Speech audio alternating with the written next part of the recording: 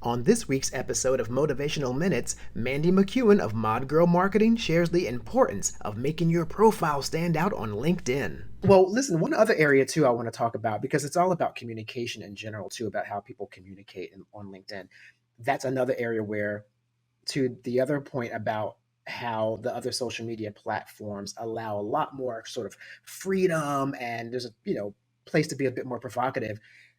The communication on LinkedIn, if you're using it for a professional tool, as a professional tool, requires strategy and skill. It's very different.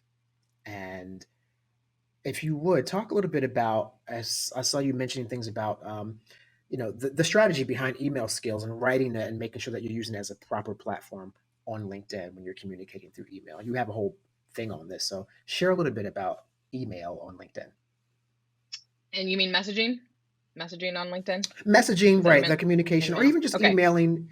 Yeah, just email in general, actually. But on LinkedIn specifically, I guess if you were to do some direct messaging to people, it would sort of be an email. But yeah, email in general, that communication. So when it comes to LinkedIn and building relationships, I'm a huge fan. If I have a 3-step system I share all the time, and this is really only super relevant if people are active, if they're commenting, or if they're posting content. But what you want to do is you want to engage with people first. So let's say you're trying to get on someone's radar. I don't care if they're someone you're trying to collaborate with, if it's someone that you're trying to get attention for a job, if it's someone that you want to talk to be a mentor, someone you're trying to sell, it doesn't matter.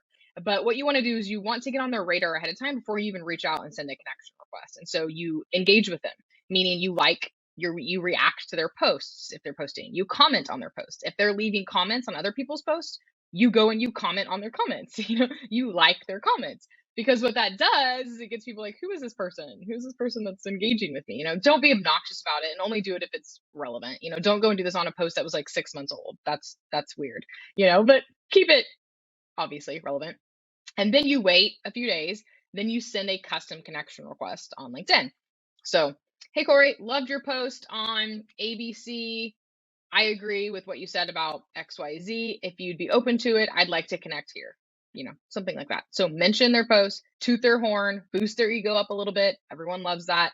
And then send the connection request. And then that's how you start the dialogue. So instead of just coming out of the gate completely cold, they already kind of are familiar with you ahead of time because you were engaging with them. Now, if they're not active at all on LinkedIn, you can still do this, but you need to find something personal. So look at their profile. Maybe they went to college somewhere that, is familiar with you, or you went, or have a friend that went there, whatever. Maybe they had a job that was intriguing. Maybe they said something on their profile that made you laugh. It doesn't matter. Find something so you can personalize that connection request, and then send that connection request, and then mention that. So it can literally be something so silly and simple. Like I do this all the time, and I'm like, hey, you're lying about XYZ literally made me laugh. Or hey, I saw you were in Fort Bragg with your dog last weekend. Like, I was just there too with my dog a few weeks ago.